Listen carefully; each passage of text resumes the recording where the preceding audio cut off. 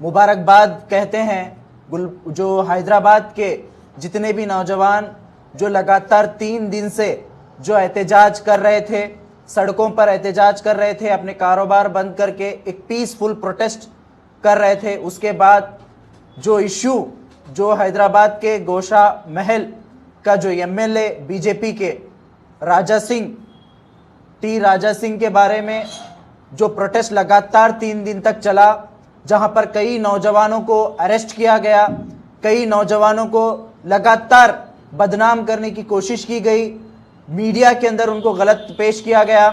उसके बावजूद भी डटकर वहां पर हैदराबाद के जितने भी नौजवानों ने जो एहतजाज किया, जो वहां पर एहतजाज के जरिए से जो कामयाबी हासिल की है, मैं मुबारकबाद पेश करता हूं उन तमाम नौजवानों को। देखिए, ये इशू इतना बड़ा होता ही नहीं था अगर पुलिस वक्त पर काम करती।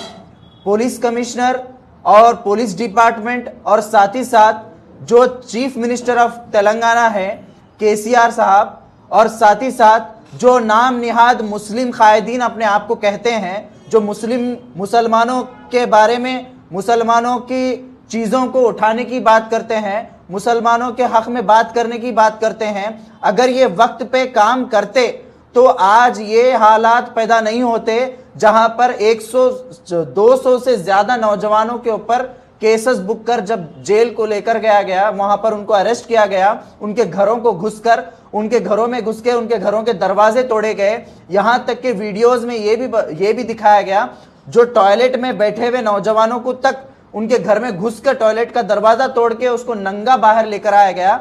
ये बर्बरियत वहां पर की गई। कल रात में एक नंगा नाच वहां पुलिस डिपार्टमेंट की तरफ से किया गया। तो ये सब चीजें किसके नाक के नीचे हो रही है? जो कौम के बारे में बात करने वाले लोग, जो कौम की लीडरगिरी करने की बात करते हैं, ये तमाम लोगों के सामने इनके नाक के नीचे ये सब हो रहा था। होम मिनिस्टर मुसलमान, मेंबर ऑफ पार्लियामेंट मुसलमान, वहां पर गवर्नमेंट नॉन बीजेपी गवर्नमेंट, मुसलमानों की हक में बात करने वाली गवर्नमेंट, ये सब कुछ रहने के बावजूद भी वहां पर मुसलमानों को सड़कों पर 3 दिन से एहतजाज करना पड़ रहा है। ये बहुत ही शर्म की बात है, ये बहुत ही शर्म की बात है। आज जाकर वो जो 3 दिन पहले जो अरेस्ट, वहां पर जो केस बुक किया गया था, एफआईआर हुआ 153A 295A, पूरे नॉन बेलेबल केसेस दर्ज किए गए थे राजा सिंह के ऊपर। टोटल 101 क्रिमिनल केसेस हैं राजा सिंह के ऊपर।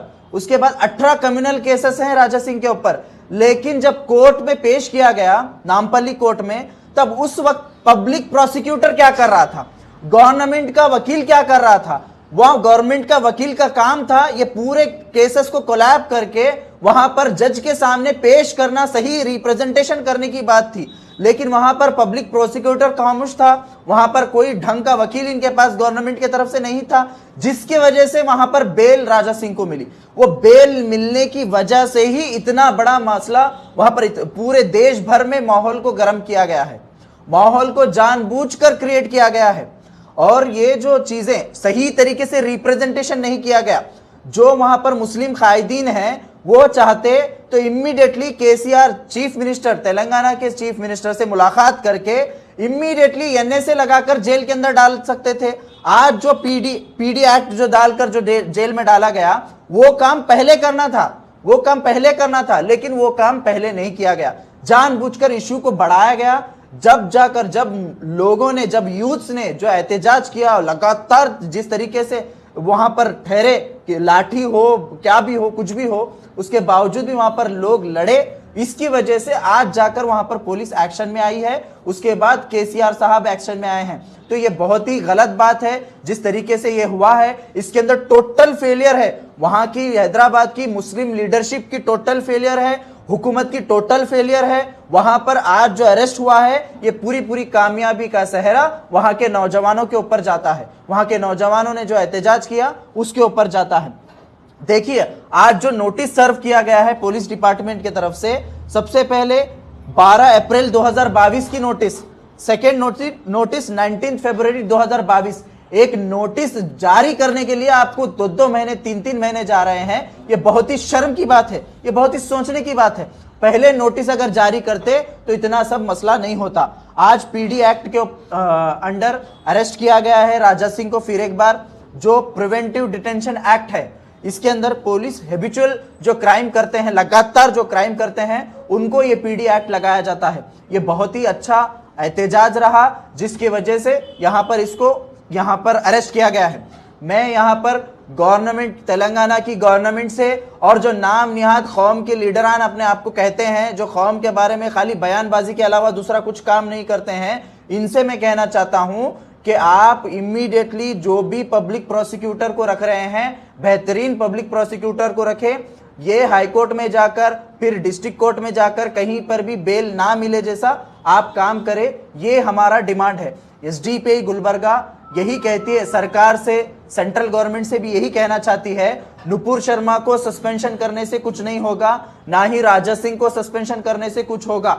आप जब तक कानून नहीं बनाते, पूरी दुनिया में सबसे बड़ा मुल्क हिंदुस्तान जमहूरी मुल्क है, जहां पर सैकड़ों मजहब के मानने वाले लोग हैं।